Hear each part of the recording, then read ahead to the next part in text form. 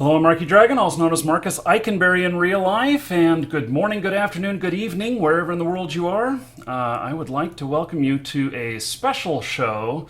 This one is for a game called Lifeless, which is currently on Indiegogo. It is a zombie multiplayer game. I have some game footage that I'll be able to show you here that makes it look pretty interesting. And I decided that I asked them to do this show because I looked at it and I said, this has some potential. Maybe I'd want to play this.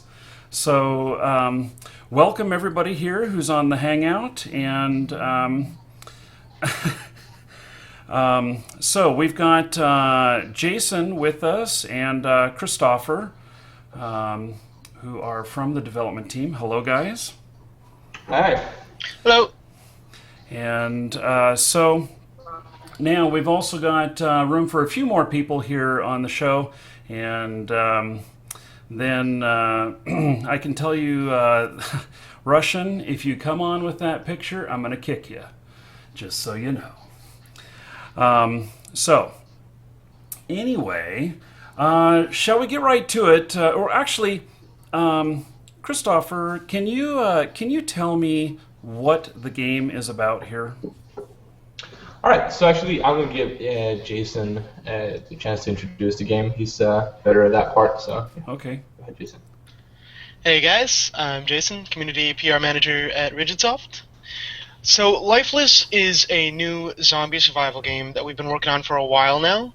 What we're trying to do is create an experience that you just can't get out of this genre right now. From intelligent zombies to being mindful of the decisions you make in the entire world, we want you to have to stay on your toes if you want to survive. You might want to work with people. You might want to be careful of who you work with.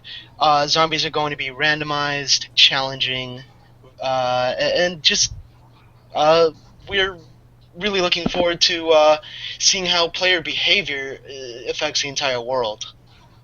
Mm-hmm. I think that covers it very briefly. Okay. Well, for those who are excited to learn a bit more about this, let's do a little video right here where we've actually got a little bit of gameplay, and so here we go. Let's see here.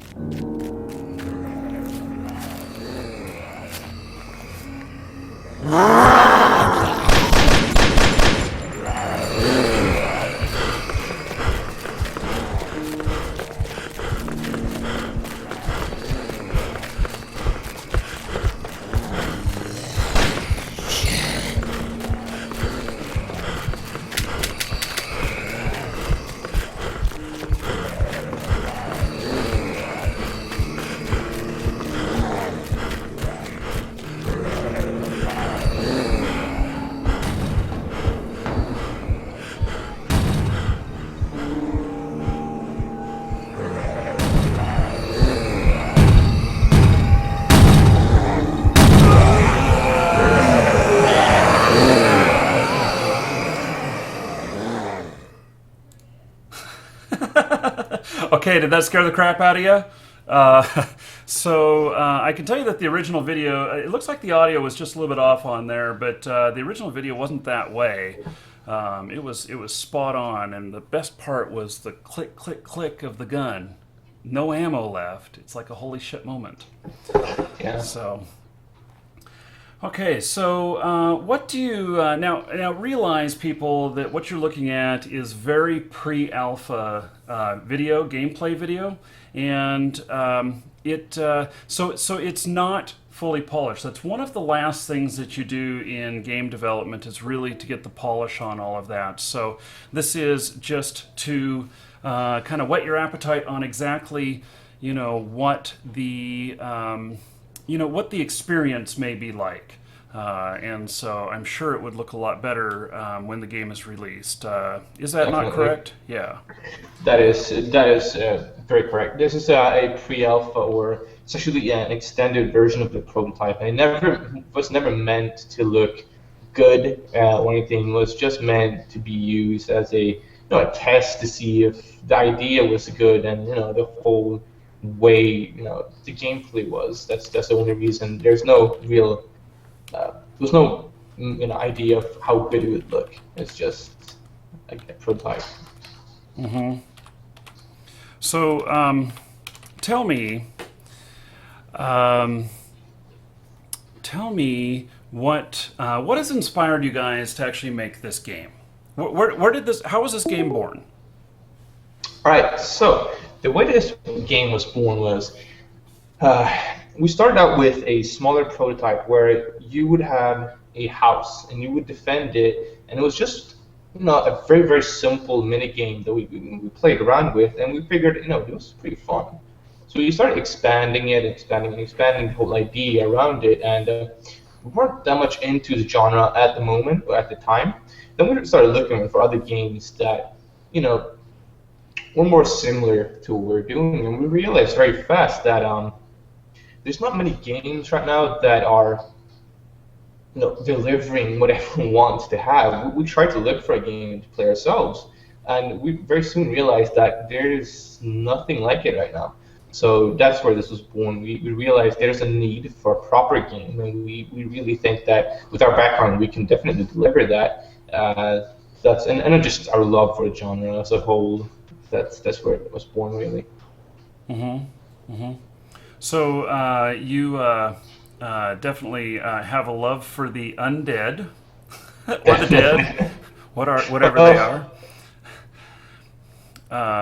And so, what now?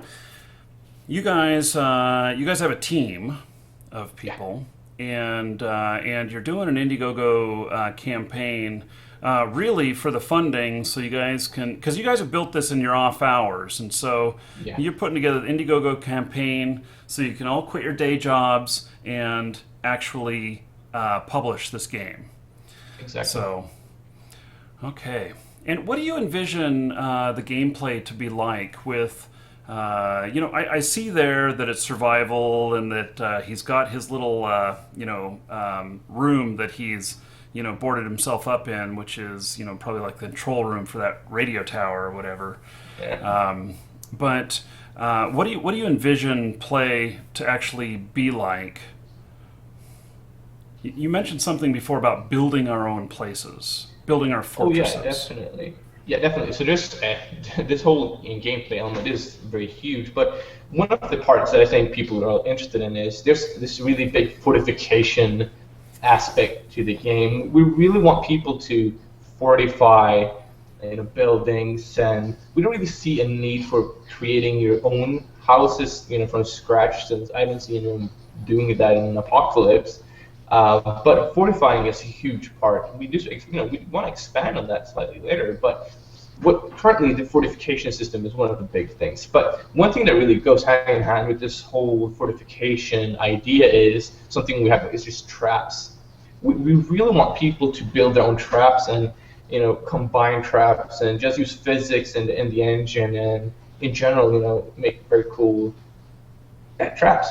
So there's as an example, just a rake and a scythe put together. When you step on it, it slices you in half. That's something that we have already done, and it's very, very fun. I mean, it's fun since people don't expect it, and that really changed the dynamic of the whole game, where you actually have to look where you step, and that's the whole part. And also, when you build, you're not in first-person mode; you're in RTS mode. It's sort of like the Sims mode. Oh, really? Okay. So yeah. So that also, I guess, there's multiple reasons for it. One of them is when you're in RTS mode, obviously you can't really defend yourself that well. So that also, leads people to cooperate. Have someone watch your back while you are building. Mm-hmm. And but also, if you're alone, you could also set up a trap, around the corner. So if someone walks into that trap, you have a higher chance of surviving while fortifying yourself. And do I have to worry about more than just zombies? Oh yeah, definitely. I mean, the other players, they do what they want. As everyone who knows, plays these games right now, they're heavily in PvP. But we really want to get the zombies to be more than a critter in the game. We want it to be, in actual danger. So during the night, I wouldn't, be fortifying and stuff. I would be hiding and surviving. But during the day, they're not as aggressive. So that's the way it is. We really want to make the zombies a real threat again, and something that we're all excited about, and not just an apocalyptic world with critters. But do I have to worry about other players as well? Yeah, definitely. There are going to be, heavily PvP as well. It's, every player does, what he wants. And there's probably going to be players, out there just to PvP. If I may interject here just a little bit, the answer here is definitely. We love the PvP aspect of the game. That's one that is already very obvious in a lot of somewhat similar games. PvP, not as much. We're trying to strengthen that aspect of the game while still maintaining a very real player versus player aspect. This can lead to some very cool scenarios. For example, you're actually able to set people as your allies, and then they can help you, say, fortify a building. Okay. So what if somebody befriends you, and because they want to help you build your fortification? Now, they can get much more easily into your fortification, and let's say that person wasn't as nice as you originally thought. They actually are able to backstab you from a much more easily than just ransacking a fortification.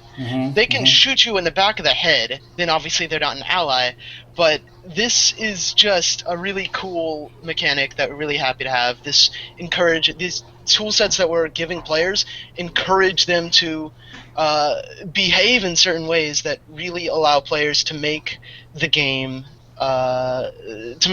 experience their own.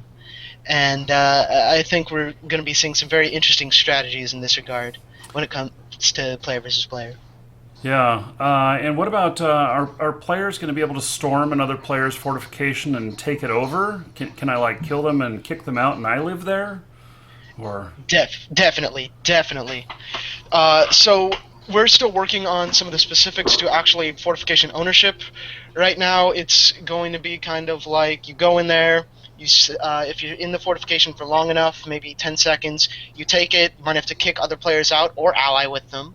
And at that point, you own the fortification. If an enemy player or an enemy group of players comes in, you're going to have to deal with them. If they kill you, they stay there long enough, it could definitely be a problem for you. You might lose your fortification, lose some of your stuff. Definitely. One of the things in the chat, one of the words that I used, which maybe I didn't use such a good word, but title in the stream is I used multiplayer. Would you consider this to be more multiplayer or MMO? MMO is such a broad term. It means different things to different people. We're going to be testing the alpha with maps that are going to be roughly 4 to 9 square kilometers. We'll try larger maps, perhaps even smaller maps, depending on player feedback. These maps will aim for 40 to 60 players. If at all possible, we'll definitely try to get around 100 in there. If that gives you a better idea of player population. It's really going to be a lot of testing to figure out what the right number is. We don't want there to be too many. We don't want players to be cluttered together, just shooting each other in the back of the heads all the time. But we don't want you to not find a player for, say, an entire hour of gameplay. And is this a persistent world? When I log off, does my fort go away? The answer is yes and no. Yes, it is a persistent world, and no, when you log off, your fortress does not go away, but somebody else may take it.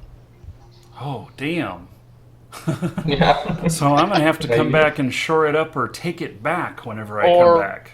This is where clans could come in. This is where traps could help keep your place more secure. If you put enough traps, maybe people have to throw themselves at your fortification if they want to get in. We'll definitely, like I said, we'll see a lot of very interesting player-made strategies here. Mm-hmm. Mm-hmm. Yeah. Okay. Well, that sounds interesting. It sounds disturbing at the same time as it sounds fun. Yeah, Good. that's Yeah. what we're aiming for. Yeah. So, okay. Those of you who are here in the Hangout, have any of you got any questions coming to mind? They're all silent. Yeah. Are you guys zombies? You alive? You're welcome to ask anything. Yeah. So, okay. The chat room is being quite active. Stuff's going by here pretty quickly, but so explain more about these traps. Okay. Well, so the way traps work is we really want to expand and make that system as versatile as possible. We want you to be able to think of any type of lethal trap and just build it. But also, there's we want to make the system so, so dynamic that we can't think of all the fun traps. It's really also up to you guys, to the players. We want to see what people come up with. So I mean, you're gonna be able to build pretty much anything they can think of, and that's our goal. To begin with, there's always going to be a couple of traps that we've made to show the way and show what can be done with the system, to show the extent. But then after that, it's all up to you guys to figure out clever ways to kill each other and zombies, of course. And will there be any skill involved in this? Like if I want to build a fort, do I have to, work on my carpentry skill or something like that so that I can build a better fort or better stronghold? Or Why don't I take that? Right now, we're not planning on having any sort of minimum skill requirement. This is something that we may explore if we get enough feedback in that direction during the alpha. But what we will have is you will get experience from just about everything you do in the game. With enough experience, you level up. And with each level, you'll be able to get traits. Some of these traits may make you better in some manner at, say, fortifying, for example. And that's kind of where we'll go with that. Also, with you guys talked about being able to build your fortress, and it was in kind of a Sims mode, or kind of that 3/4 overview or whatever. Can you explain more about how you envision that'll work? Is it really going to work a lot like The Sims? I choose from the menu a wall and stuff like that, and a wall appears there. And do I need resources to build that, or is it just I just put together something cool, or in a fashion that I think is going to be the best defense? Yeah. So the way that works is you need to gather resources to be able to build these items. It's not just you kill a zombie, you get some coins, you use those coins to buy something. That doesn't really make sense to us. So you need to find different resources to be able to build, or put together defenses. Such if you find some boards, you're going to be able to use those, etc., etc. So that's the way that's going to work, and that's pretty much the way it works.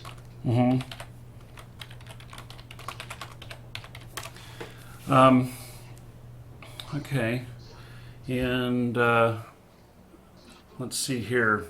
Nicholas, did you have a question for us? I know you say you have bad English, but that's okay. Oh yeah, I have a question. I was thinking about maybe making your character survivor more personal, like facial hair, more specialties like boots and stuff, gloves and stuff like that.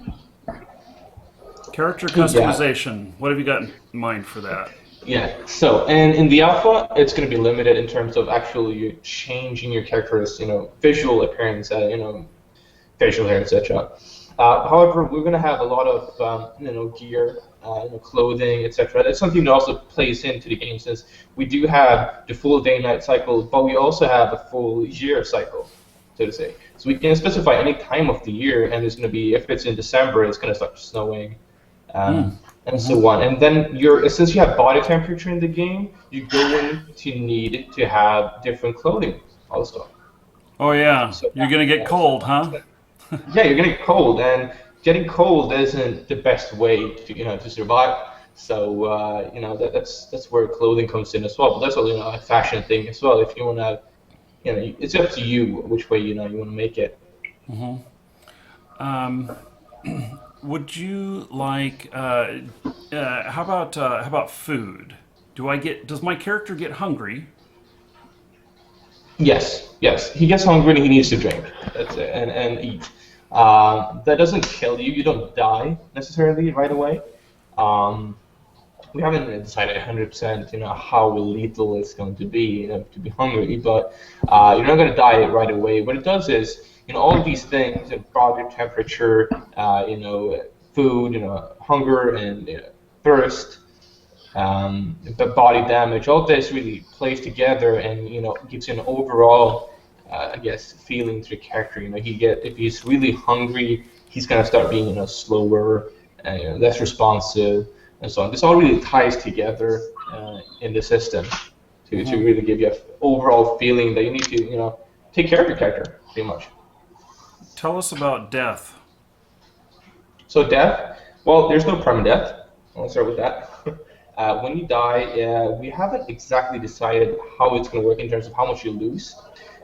This is something we really want to try in the alpha. We don't want to right away make it so that you lose all of your items. We also don't want to make it so that you lose nothing.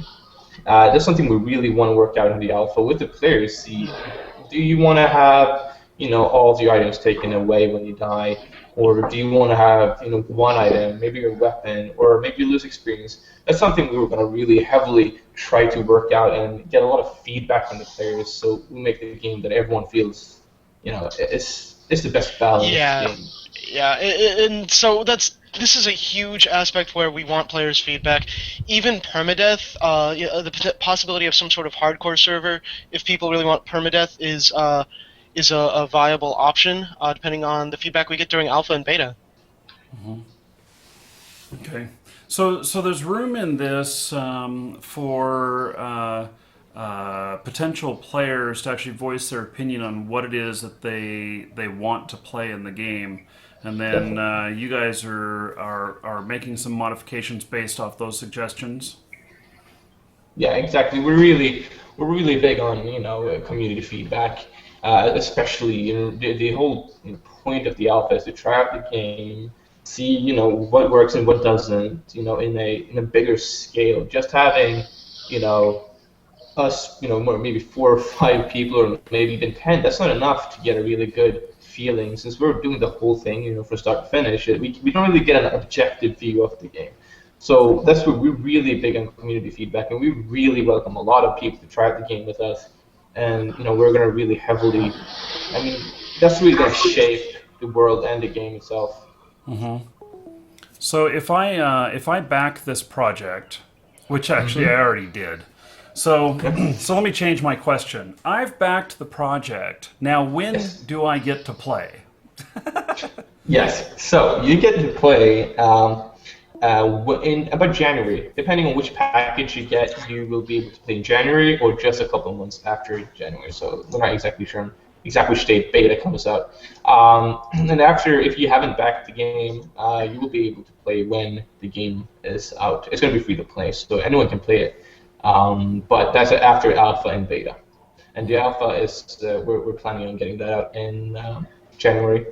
January, okay. Yes. And what about events in the game? Maz is from the chat room is asking about events. All right. Yeah. So Jason is great with those. Events, yes. Events is something that we really think is a cool system. So, in the world of Lifeless, every single map will have these randomly generated world events, is what we call them. And this really means a lot of different things. A world event could be something like supply drops out of a plane and people have to race there to get it. There's a huge PvP aspect of this. Everybody wants the supply. Who's going to get it? Are you going to get a shot in the head while trying to fight over it? Events could be something like defend an NPC. If you let him die, then that's the end of the event. Nobody gets anything. If you are able to defend him, then he'll actually explore more of his own story, which really branches out into the entire ongoing story of Lifeless. So we will be telling the story through these randomly generated events, and that's something we're really, really excited about. We think players will really love that. This could also mean waves of zombies. I know people love fighting zombies, especially the stuff that we're going to be offering is really going to be a different experience, a bit more challenging than most people will be used to. So that's just an example, but really we can do everything and anything and everything with this system, and we're looking forward to see how we do this stuff. Yeah, I mean the whole point of the world event system is it's to really make the world, I guess, feel more alive for the players. It's instead of just dropping them and in the game and hoping they'll create the content they're playing. We'll just make a system that is very easy for us to use and add new things, and they get really a lot of contributions and ideas from people to really work on adding a lot of cool events, just making the world feel alive, and there's always something to do. So you guys who are here in the Hangout, you guys have any questions? Yeah, I'd sort of just querying about sort of having your own fortified area. I mean, if you're stuck in one server, which are only sort of between 60 and 100 people, the problem is if you fortify this area up completely and then sort of leave the server, change servers, come back, then you pretty much got to do that on every server if you want to be able to sort of switch servers, go out and collect items from other servers, or you're expecting people to sort of stick to one server and that'd be it. So if I understood correctly, you're asking if your items carry over between servers, and also how you plan on letting that work, right? Well, yeah, I mean, really to do the fortified areas. If you fortify a hut on one server, does that mean you're pretty much going to stick to that server until someone takes it over and you decide to fortify somewhere else on a different server? It just sort of seems that you're literally going to stick to one server, and if you have, say, 10 people, 20 people doing that to 20 different huts on the server, and even groups of people, you're going to have the same people on the same server all the time, and you're not really sort of aiming to switch servers. So that's something where we're trying to balance that. We want to make it so that it's not that extensive in terms of you don't have to stay on one server. Everything you do to your character that carries over between the servers. So that's one thing. But I understand what you're asking. That is, of course that's an effect that most likely will happen. But that's pretty much how it's going to work, I think. And just to elaborate, you do bring up a very good point. If you fortify on one map, what happens when you go over to another map? Does this encourage people to stick to a single server? So this is a very interesting problem. We do want to encourage people to, if they aren't having fun, or if they want to go on their current server, if they want to go to a different map, by all means. We don't want to force people to stay on one map. Fortifying areas is ideally not going to be extremely extensive. If there will be some abandoned structures throughout the map, those are extremely easy to fortify, much more easily than taking over somebody else's already fortified area. So this is a problem where, in regards to fortification ownership, how long you own it for, how difficult it is to take over an area and fortify it, these are things that we will be very much so looking into when it comes to the alpha. And seeing what kind of problems there are. It's definitely a very interesting one. Thank you for proposing it. Yeah, because I think if you have a sort of group of people coming onto one server, they're going to literally take over each building, fortify the whole lot. People will know that that server is literally fortified and you can't really do too much on any buildings, and they just won't visit it. That's what I've got, sort of imagine is going to happen. So you'll have, say, one guild alliance or whatever, that's it, just taking over server, and you can't do anything but just sort of leave it and not even touch that server. It's a very interesting problem to have. We'll definitely explore it more. You know, there's always possibilities. What if the longer you have a fortified building for, the more and more zombies aggro towards it? Something that's off the cuff, but something like that would definitely be exploring the problem and making sure that any real balance issues like that are addressed. Yeah, definitely. And another thing, I mean, if you think about it, like Marcus previously pointed out, is you can still storm that building or that fortress. So I mean, if it gets ruined, you could switch servers, and so I mean that's something I think we're gonna have to work a lot on in terms of balancing. But I think it's gonna be a limited issue. I mean, the other option would be if you have the smaller servers for people to sort of practice their skills, collect items and things like that, and then have maybe one or two big servers where these big alliances can actually have sort of fortify whole towns and have, say, sort of huge areas where you have sort of 20 or 30 towns on the map, and each guild alliance can fortify the whole area, and basically like gang warfare, as it were. You can go and visit someone else's town and try and take it over. Yeah, I mean that could work.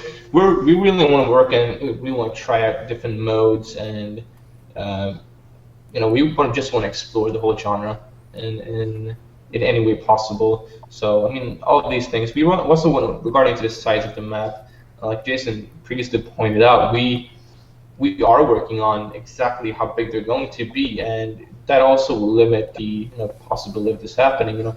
We're saying 60 right now, but we can support. Well, I guess really any number. It's not a big issue to us. It's mostly just something we want to try to find a sweet spot to how big is the map, and then how many players fit well into that map.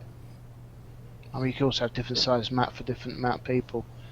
Yeah, definitely. From 40 people up to say 400 people. Yeah, definitely. Interesting, yeah. I certainly want to be a part of that 100-man crowd that's going to storm somebody else's fortification. and I want a camera on their face when they see us all running at them. Well, that would be interesting, definitely. Yeah. We could have that as a feature. Yeah, that's the oh shit cam. Yeah. So how about transportation? Yes. So we currently don't have vehicles, and we don't plan on having it in the alpha. I'll just be right away with that. We do want to have it eventually, but first of all, we want to see how the game feels and how everything works out just without any vehicles, and make it perfect without vehicles. And then also we want to see which vehicles work out in the sizes of maps that we have, so we can add different vehicles as we go. So that's the type of transportation we have right now. So that's basically on foot right now. But there's these different types of transportation. For some reason, in all zombie movies or games you see, bicycles have vanished mysteriously. That's something, that's the type of vehicle we could have. But to begin with, we want to explore which type of vehicles would work in which type of maps. Mm-hmm. So for the alpha, we won't have it. Something to keep in mind is currently the maps that will have an alpha are smaller than some of the other games that people may be used to, and this is on purpose. We want to see. We think that this will play out better in general, and we'll definitely see how what happens in actuality. Okay. Now you guys say this would be free to play, so I assume there'll be some sort of cash shop or premium or something like that to fund the business end of the game. And but more specifically, what my question is how, with it being free to play, how will you combat hackers and cheaters? So to begin with, these servers are heavy authoritative. So that's the first step, I would say. That really limits the amount of hacks you could technically do, even if there was no hack shield. So, for example, speed hacking, that won't work since it's so authoritative. The server really keeps track of what you're allowed to do and not do. So that's one thing. We really try to limit it to begin with by what's even possible to do. Now, except for that, we're going to have an extensive client-sided hack shield as well that we really want to keep updated and really keep track of what's out currently. So all these script kiddies, they won't be able to just go to some website or something like that and just download or buy some type of hack, because we would have already done that pretty much and banned that hack right away. So that's the first, I guess, approach. And then except for that, I mean, it's really heavily monitoring, players. So to make sure that there's no hacking going on, and if there's anything going on, really going down on it hard, so people don't want to hack on their characters they've worked on so hard. Yeah. So to reiterate, first of all, we have experience creating anti-hacks. We are not going to be using any pre-made anti-hack for the clients. The server will be much more secure than people may expect from a lot of shooters. You won't be able to do a lot of hacks that are possible already. The ones that you will be able to do will be monitoring very carefully with a very stern client-side anti-hack. We will also be monitoring people in general if they are marked as, say, suspicious. We've done this before, and it really helps mitigate the hackers. We're going to be clamping down on this very early on, and what we find is that from a very early state in the game, people do not want to hack because they'll lose characters that they've spent potentially dozens, even hundreds of hours on, building up traits, a name for themselves, so on and so forth. Okay. So, you guys here in the Hangout, anybody else got any questions on your mind? No? Okay. So, what have I not asked that you really want to tell me about? Weapon types. Sorry? Weapon types. How many types of weapons and melee is it going to be, and all sorts? Sure. So we are actually building the weapons, a lot of the weapons right now. We're going to have pretty much everything that you would expect. We're going to have a lot of different melee weapons. It's a lot of fun stabbing people in the back. Even more fun sticking a hatchet in the back of a zombie's head. And really we're trying to provide variety in this manner, as well as weapon customization. So not only will you have everything that you would expect from a shooter, but you'll be able to find weapon accessories, both in the open world as well as supplies. And this means that you may find a red dot sight when you're just walking around if you're lucky. These types of things will be rare.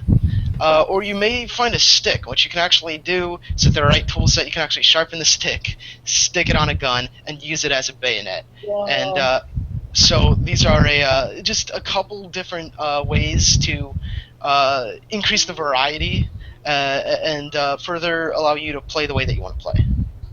Does that answer your question? Yeah, that's good.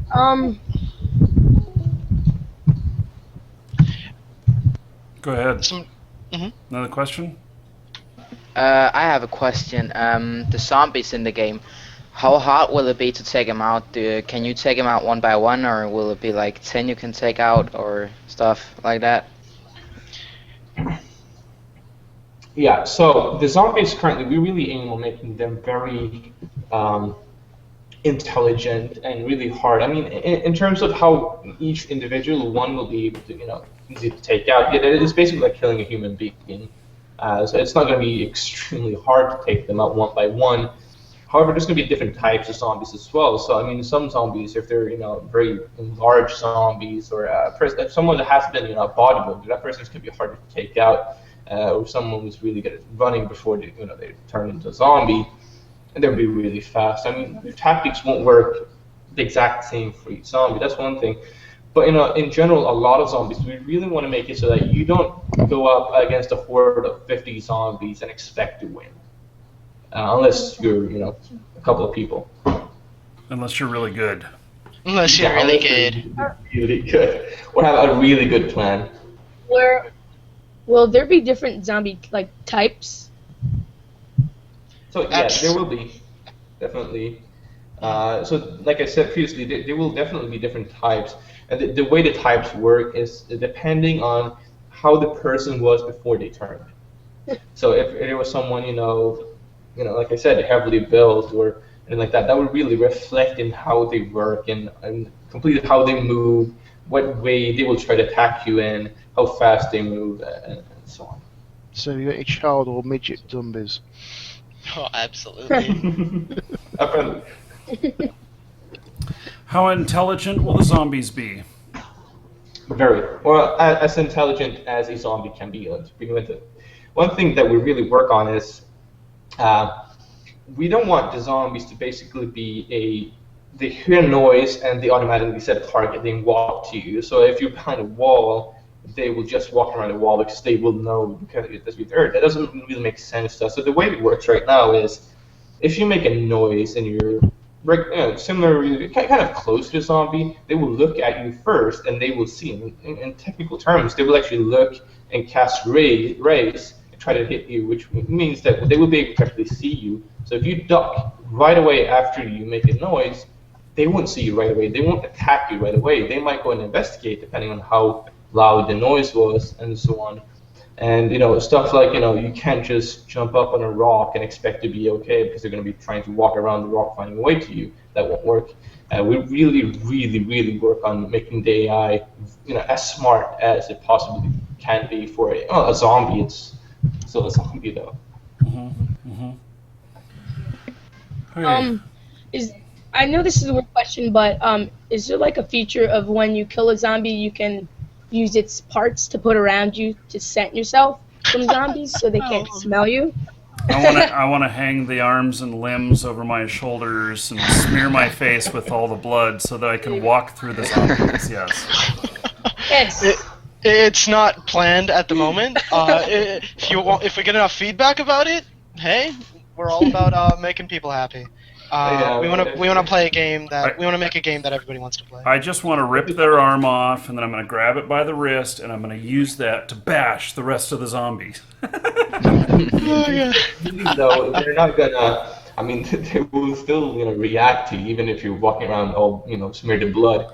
So I mean, it's mostly uncomfortable for you. But if you like it, then I mean, it's all up to you. But I mean, if the community wants it, we will definitely try it out and test the service, see what people like, and if they like it, I mean, definitely why not? It's just another fun feature. I would like to bring up a question that somebody asked a little while ago. What engine are we using, and do we have experience building a large multiplayer game? Christopher, would you like to answer that? Yeah.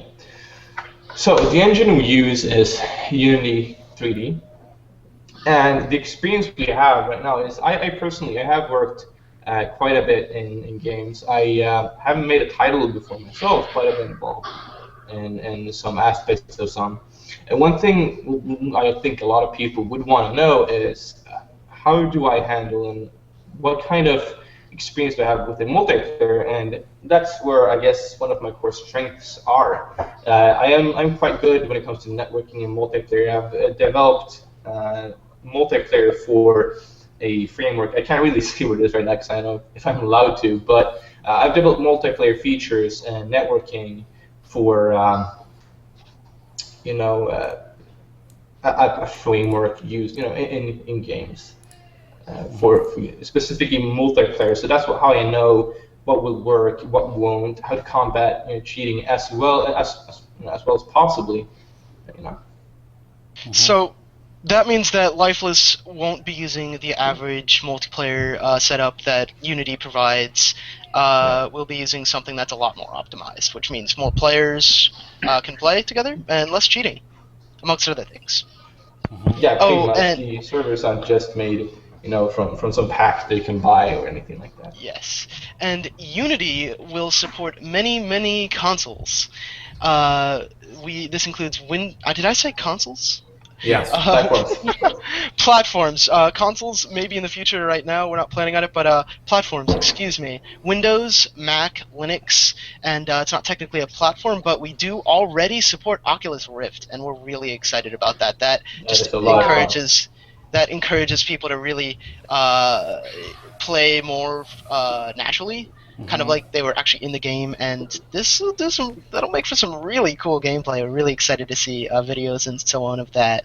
The Oculus Rift just got huge support today because John Carmack is now the CEO from Doom. Wow. Oh, that is very cool to hear. Yeah. Regarding the Oculus Rift part is, there's a video showing that it actually works and everything, and if there's, I can link it to you guys or anything. It's up on our YouTube channel if you want to see it. It's very fun. What's the YouTube channel? The YouTube channel is RigidSoft. Could you type that? Well, we can put that into the Twitch chat, and then I can make sure that goes into the video. This video will be up tomorrow for everyone if you missed any of it. Okay, well, we're pretty much out of time here, but I just want to say that the amount that you guys have requested here, I think, is a very obtainable goal. It's just under $24,000, something like that. Just about. And so, if you have any interest in it, and what's the lowest price for entry? What's the lowest cost of entry to make sure that you can get into the game? To make sure you get into the game, it's $8 for beta. $8 for beta, and I think I did like the 15 for making sure I get into alpha. Yes, there's an early bird for alpha right now, which is 15. Mm-hmm. Okay, so an early bird meaning that there's only so many of them available, and then it goes up to what, 20, something like that. Yes, 20. Okay. So I think that for myself, I'm willing to put $15 at risk, and see what you guys can do. Support the indie developer, and I hope that my hope is that you guys make a game that exceeds my expectations. So I just want something fun to play. That's what I'm looking forward to, and I love Risk. So yeah. Okay, well, so thank you, everybody. Those of you on Twitch, I'll post the link again. If you're watching this on YouTube, there's a link in the description to go to the Indiegogo campaign. And let's help these guys out and get them at least to their funding goal so that they can make this game happen, because I want to play it. So thank you, Christopher and Jason. And thank you for talking to us. Yeah. Anytime. So, okay, everybody, take care. That is it for the evening. Thank you. Cheers.